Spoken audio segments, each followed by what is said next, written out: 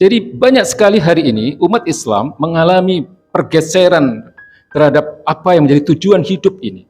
Tujuan hidup kita ini semata-mata adalah mengumpulkan bekal untuk menghadap Allah Subhanahu wa taala. Ya. Melakukan apa yang diperintahkan Allah dan menjauhi apa yang dilarang oleh Allah Subhanahu wa taala.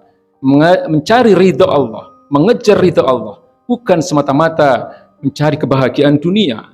Inilah yang harus kita terus bangun, yang harus kita pupuk kesadaran di tengah-tengah umat ini, bahwa hari ini kita mengalami berbagai keterpurukan, berbagai hal yang menyedihkan di tengah-tengah umat Islam akibat rendahnya kesadaran umat Islam untuk melaksanakan syariat Islamnya, untuk menjalankan apa yang diperintahkan oleh Allah Subhanahu wa taala dalam surat Al-Baqarah ayat 208.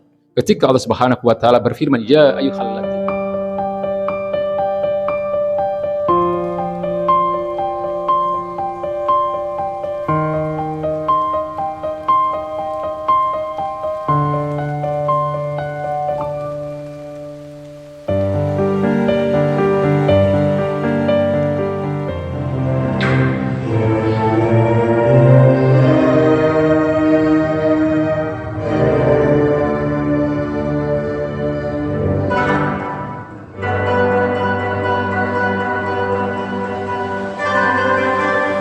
Lalu dari mimbar yang mulia ini pula Al-Fakir berwasiat, marilah kita senantiasa berupaya untuk meningkatkan ketakwaan kita kepada Allah Subhanahu wa taala. Takwa adalah imtitsalu awamirillahi wa jtinabun nawahihi. Takwa adalah menjalankan segala perintah Allah dan menjauhi segala larangannya. Semoga Allah golongkan kita menjadi bagian dari orang-orang yang bertakwa, sehingga nanti di hadapan Allah Subhanahu wa taala kita akan mendapatkan posisi yang paling mulia di antara manusia ketika Allah Subhanahu wa taala berfirman, inna akramakum indallahi atqakum. Sesungguhnya orang yang paling mulia di antara kalian di sisi Allah Subhanahu wa taala adalah orang-orang yang paling bertakwa. Hadirin ma'asyiral muslimin yang dimuliakan Allah Subhanahu wa taala. Dua landasan utama dalam beragama ini, yaitu sebagaimana apa yang kita ikrarkan dalam syahadat kita, yang setiap hari di dalam sholat kita senantiasa kita baca, yaitu yang pertama adalah keimanan dan kecintaan kita, bahkan juga termasuk keterikatan kita kepada Al-Quranul Karim. Sebagaimana apa yang menjadi ikrar kita dalam syahadat, yaitu asyhadu alla ilaha illallah. Aku bersaksi tiada Tuhan, tiada yang patut untuk diibadahi, tiada yang patut disembah kecuali Allah Subhanahu wa taala. Kemudian yang kedua adalah keimanan dan kecintaan kita serta keterikatan kita kepada sunnah-sunnah baginda Nabi besar Muhammad sallallahu alaihi wasallam. Sebagaimana kalimat kedua dalam syahadat kita, wa asyhadu anna Muhammadar Rasulullah. Aku bersaksi bahwa Nabi Muhammad SAW adalah Rasul atau utusan Allah Subhanahu wa taala. Jadi konsekuensi syahadat kita bukan hanya sekedar mengimani, bukan hanya sekedar klaim bahwa kita beriman kepada Allah Subhanahu wa taala dan Rasulnya, tapi harus ada keterikatan kita terhadap kalimat-kalimat ini. Keterikatan itu adalah berupa ketundukan yang total kepada apapun yang menjadi hukum-hukum Allah Subhanahu wa taala yang jelas tertera di dalam Al-Qur'anul Karim.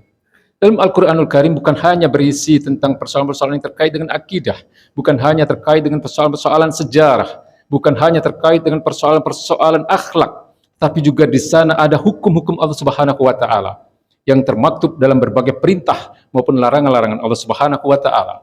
Maka keterikatan kita ini adalah menjadi bagian dari konsekuensi syahadat kita. Apa yang Allah perintahkan kita jalankan, dan apa yang Allah larang kita tinggalkan. Dan bukan hanya terkait dengan persoalan pribadi, tapi juga terkait dengan berbagai persoalan-persoalan muamalah. Ini adalah konsekuensi dari syahadat kita yang pertama, yaitu asyhadu alla ilaha illallah. Lalu kemudian konsekuensi yang kedua terhadap kalimat dari syahadatain ini, yaitu asyhadu anna Muhammadar Rasulullah. Aku bersaksi bahwa Nabi Muhammad SAW adalah Rasul Allah, adalah utusan Allah Subhanahu wa taala. Maka konsekuensi atau kewajiban kita terhadap sunnah-sunnah baginda Nabi bukan hanya sekedar mengimani, bukan hanya kemudian sekedar menghafal hadis, tetapi juga ada kewajiban besar kita terhadap sunnah-sunnah baginda Nabi, yaitu keterikatan kita terhadap apa yang menjadi sunnah-sunnah beliau. Sekali lagi, bukan hanya dalam persoalan pribadi, tetapi juga dalam persoalan-persoalan muamalah. Inilah tanda-tanda keimanan yang sempurna dari seorang muslim. Ya, mengimani, mencintai, dan sekaligus juga ada keterikatan terhadap apa yang menjadi perintah-perintah Allah Subhanahu wa taala dan Rasul-Nya. Dan inilah yang sebenarnya juga menjadi kunci kemuliaan umat ini, menjadi kunci kemuliaan umat Islam di tengah-tengah pergaulan kehidupan dunia ini. Karena baginda Nabi pernah mengatakan, innallaha yarfa'u bihadzal kitabi aqwaman wa yad'u bihi akharin. Sesungguhnya Allah hanya akan meninggikan derajat suatu kaum ketika kaum itu menjadikan Al-Quran sebagai petunjuk dalam kehidupan mereka. Lalu kemudian Allah katakan wa yad'u bihi akharin. Tapi Allah akan menjatuhkan derajat suatu kaum yang lain ketika kaum itu kemudian berpaling dari apa yang menjadi ketetapan yang telah disampaikan oleh Allah Subhanahu wa taala di dalam Al-Qur'anul Karim. Jadi kunci kemuliaan umat ini adalah menjadikan Al-Quran sebagai pegangan hidup kita, menjadi petunjuk dalam kehidupan kita, menjadi imam kita dalam setiap langkah-langkah kehidupan kita. Lalu yang kedua adalah menjadikan sunnah-sunnah baginda Nabi Muhammad SAW sebagai panduan kedua setelah Al-Quranul Karim. Sebagaimana apa yang disampaikan oleh Allah Subhanahu wa taala dalam surat At-Taubah ayat 33. Huwallazi arsala rasulahu bil huda wa dinil haqq liyuthhirahu 'ala dini kullih walau karihal musyrikun. Dialah Allah Subhanahu wa taala yang mengutus rasulnya, yang mengutus nabinya. Ya, huwallazi arsala rasulahu bil huda wa dinil haqq, dengan petunjuk yang benar ini. Ya, wa dinul haqq. Dinul haqq itu artinya adalah, kalau kita melihat di kamus ya, di dalam pengertian bahasa Arab, din itu artinya adalah the way of life.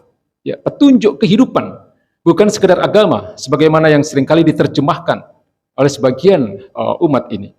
Din itu artinya adalah the way of life, petunjuk kehidupan, atau dalam bahasa yang sering kita gunakan adalah ideologi, sistem kehidupan, aturan-aturan kehidupan. Itulah makna dari din. Aturan kehidupan yang mencakup seluruh aspek kehidupan manusia. Sayangnya hari ini kita lebih percaya kepada aturan-aturan kehidupan yang justru dirancang oleh manusia. Sayangnya hari ini kita atau umat Islam ini lebih percaya kepada aturan-aturan kehidupan yang justru bahkan dirancang oleh orang-orang yang tidak beriman kepada Islam. Ini menjadi satu hal yang menjadi penyebab dari bagaimana hari ini kita mengalami keterpurukan dalam berbagai bidang. Ya. Keterpurukan dalam berbagai bidang ini sungguh telah menjadikan kita prihatin. Ya, karena semakin jauhnya umat Islam ini dari petunjuk-petunjuk kehidupan yang diturunkan oleh Allah Subhanahu wa taala. Ya, dalam berbagai aspek kehidupan, dalam bidang hukum misalnya. Hari ini umat Islam tidak pernah mendapatkan keadilan, bukan hanya di negeri ini, bukan hanya di satu dua negeri, tapi hampir di seluruh dunia. Umat Islam tidak mendapatkan keadilan. Umat Islam terpinggirkan, umat Islam termarginalkan. Ya. Apa yang mereka sebut dengan hak asasi manusia tidak berlaku bagi umat Islam. Kita lihat bagaimana hari ini saudara-saudara kita yang ada di Palestina. Ya, mereka sudah hampir 6 bulan ini mengalami berbagai penindasan, mengalami genosida. Ya. Artinya apa? Penghapusan terhadap satu ras atau terhadap satu bangsa. Hari ini bangsa Palestina mengalami penderitaan yang luar biasa. Lebih dari 33.000 jiwa kaum muslimin telah dibunuh oleh Yahudi laknatullah. Lalu kemudian apa yang dilakukan oleh negara-negara lain, negara-negara besar?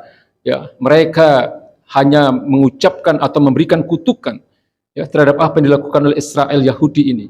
Tetapi mereka tidak berbuat apa-apa untuk menyelamatkan kehidupan saudara-saudara kita umat Islam yang ada di Palestina. Ya, belum lagi kemudian banyak pemimpin negeri-negeri Muslim sama sekali bahkan tidak peduli. Mereka hanya mengutuk tapi tidak mengirimkan pasukan misalnya. Karena kejahatan fisik, kejahatan militer hanya bisa dilawan oleh militer. Tidak bisa kemudian apa yang dialami oleh saudara-saudara kita bangsa Palestina, kita berharap orang-orang Yahudi, orang-orang Israel kemudian berhenti melakukan pembunuhan terhadap saudara-saudara kita hanya dengan kutukan, tidak mungkin. Ya, lalu di berbagai bidang yang lain misalnya, dalam persoalan ekonomi. Hari ini umat Islam seolah tidak peduli mana yang halal dan mana yang haram. Ya, mereka terjebak dalam perekonomian yang bersifat ribawi. Banyak saudara-saudara kita, bahkan banyak negeri-negeri Muslim yang hari ini terjebak dalam jebakan hutang orang-orang kafir. Hari ini Sri Lanka, Pakistan, bahkan mungkin termasuk negeri yang kita cintai ini, ya, mengalami berbagai jebakan-jebakan hutang yang mungkin tidak akan terbayar sampai generasi anak cucu kita, karena demikian besar hutang-hutang mereka dan demikian besar bunga yang harus dibayar setiap bulannya. Lalu kemudian hari ini kita melihat di Indonesia misalnya, ya, yang baru saja tadi kami baca beritanya, lebih dari 3 juta ya, rakyat Indonesia hari ini terjebak dalam apa yang kita sebut dengan judi online. Ya, judi online ini sesuatu yang jelas ya keharamannya di dalam Islam. Tapi hari ini umat Islam berharap mendapatkan rezeki dari yang namanya judi online ini. Ya, 100 triliun dalam 3 bulan pertama di tahun 2024 ini dana berputar di judi online ini. Dan di tahun 2023, sebagaimana apa yang dirilis atau disampaikan oleh PPATK, 517 triliun dana yang berputar di judi online ini. Dan mayoritas penggunanya adalah orang-orang Islam. Dan Indonesia adalah negeri dengan pengguna ya atau pelaku judi online terbesar di dunia. Ya, 3 juta lebih ya, umat Islam hari ini terjebak dalam judi online, sehingga di antara mereka ada yang depresi, kemudian bunuh diri, kemudian ada yang kemudian terjebak di dalam kejahatan-kejahatan kriminal, ya, sehingga kemudian mereka mengalami berbagai persoalan kehidupan yang lain setelah terjebak dalam judi online ini. Dan ini tidak jauh, banyak di antara tetangga kita misalnya, mungkin yang terlibat dalam persoalan-persoalan seperti ini. Ya, belum lagi kemudian keadilan dalam persoalan ekonomi ini pun umat Islam sama sekali tidak mendapatkan haknya, sehingga banyak di antara kita mengalami kemiskinan dan kesenjangan yang luar biasa antara yang kaya dan yang miskin. Lalu dalam persoalan politik misalnya, ya, umat Islam hari ini terjebak dalam sistem politik yang sekuleristik, ya, di mana dalam persoalan politik sekuler ini adalah politik semata-mata hanya dianggap sebagai satu wahana atau wadah untuk meraih kekuasaan, berebut memperoleh jabatan. Padahal politik ini dalam pengertian Islam adalah riayat syu'unil ummah bi ahkamil Islam, ya. Bagaimana mengurus umat dengan hukum-hukum Islam. Sebagaimana yang dicontohkan oleh baginda Nabi, para sahabat, para tabi'in dan para tabi'ut tabi'in. Ya, karena jabatan atau kepemimpinan itu adalah satu hal yang akan menjadi penyesalan maupun kehinaan di akhirat nanti, di yaumil kiamah nanti. Kalau kemudian jabatan atau kekuasaan atau kepemimpinan itu tidak dianggap sebagai amanah. Banyak hari ini kita melihat umat Islam terjebak dalam berebut jabatan tanpa memandang jabatan itu sebagai amanah. Ya, sungguh, bahkan seorang Umar bin Khattab pun, beliau pernah marah ketika para sahabat yang lain mencalonkan putranya, ya, Abdullah bin Umar, sebagai pengganti beliau sebagai seorang khalifah. Lalu yang dikatakan oleh Umar bin Khattab adalah, beliau sangat marah dengan mengatakan, apakah kalian akan menjerumuskan aku ke neraka dengan kepemimpinan anakku? Ya. Maka cukup satu orang saja dari keluarga Umar yang menanggung beban beratnya amanah kekuasaan ini. Maka kehidupan bagi aku, keluargaku dan keturunanku cukuplah dengan sekedarnya, dan itu sudah membuat kami bahagia. Ini dikatakan oleh Umar bin Khattab. Ketika para sahabat kemudian mencalonkan putra beliau untuk menjadi penerus beliau sebagai seorang khalifah. Jadi banyak sekali hari ini umat Islam mengalami pergeseran terhadap apa yang menjadi tujuan hidup ini. Tujuan hidup kita ini semata-mata adalah mengumpulkan bekal untuk menghadap Allah Subhanahu wa Ta'ala. Ya. Melakukan apa yang diperintahkan Allah dan menjauhi apa yang dilarang oleh Allah Subhanahu wa Ta'ala. Mencari ridha Allah, mengejar ridha Allah, bukan semata-mata mencari kebahagiaan dunia. Inilah yang harus kita terus bangun, yang harus kita pupuk kesadaran di tengah-tengah umat ini, bahwa hari ini kita mengalami berbagai keterpurukan, berbagai hal yang menyedihkan di tengah-tengah umat Islam akibat rendahnya kesadaran umat Islam untuk melaksanakan syariat Islamnya, untuk menjalankan apa yang diperintahkan oleh Allah Subhanahu wa Ta'ala dalam surat Al-Baqarah ayat 208, ketika Allah Subhanahu wa Ta'ala berfirman, ya ayyuhalladzina amanu adkhulu fis silmi kafah. Ya, wahai orang-orang beriman, masuklah kalian ke dalam Islam itu secara utuh, secara kafah.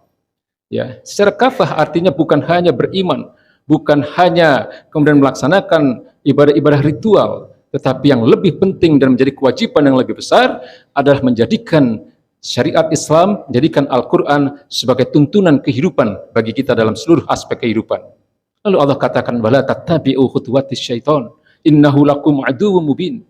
Dan janganlah engkau ikuti langkah-langkah setan, karena mereka, para setan itu adalah musuh kalian yang nyata. Artinya apa? Ketika seseorang menolak syariat Islam sebagai pengatur kehidupan mereka, maka dia telah terjebak dalam langkah-langkah syaitan. Nauzubillahi min dzalik. Maka yang menjadi tugas kita, yang menjadi PR bagi kita semua adalah membangun kesadaran di tengah-tengah umat ini, terutama membangun kesadaran kita sendiri, membangun kesadaran keluarga kita, membangun kesadaran jamaah masjid kita, membangun kesadaran di seluruh kaum muslimin untuk tidak sekedar hanya menjadikan Al-Quran sebagai bacaan, menjadikan Al-Quran sebagai hafalan, tetapi yang lebih penting dan lebih besar kewajiban itu adalah menjadikan Al-Quran sebagai hudal linnas, sebagai petunjuk kehidupan bagi manusia, sebagaimana yang sering dan selalu kita baca di dalam bulan-bulan Ramadan. Syahrul Ramadan alladzi unzila fihil Qur'an hudal linnas wa bayyinatin minal huda wal furqan. Ya, pada bulan Ramadan telah kami turunkan Al-Quran sebagai petunjuk kehidupan bagi manusia. Jadi Allah hanya katakan Al-Quran itu hudal linnas, ya, petunjuk kehidupan manusia. Maka jelas membaca itu wajib, ya, memahami kandungan maknanya wajib, menghafalnya juga merupakan wajib, ya, wajib kifayah. Tetapi yang lebih besar kewajiban terhadap Al-Quran adalah menerapkannya dalam seluruh aspek kehidupan. Barakallahu li wa lakum fil Qur'anil azim wa nafa'ni wa iyyakum bima fihi minal ayat.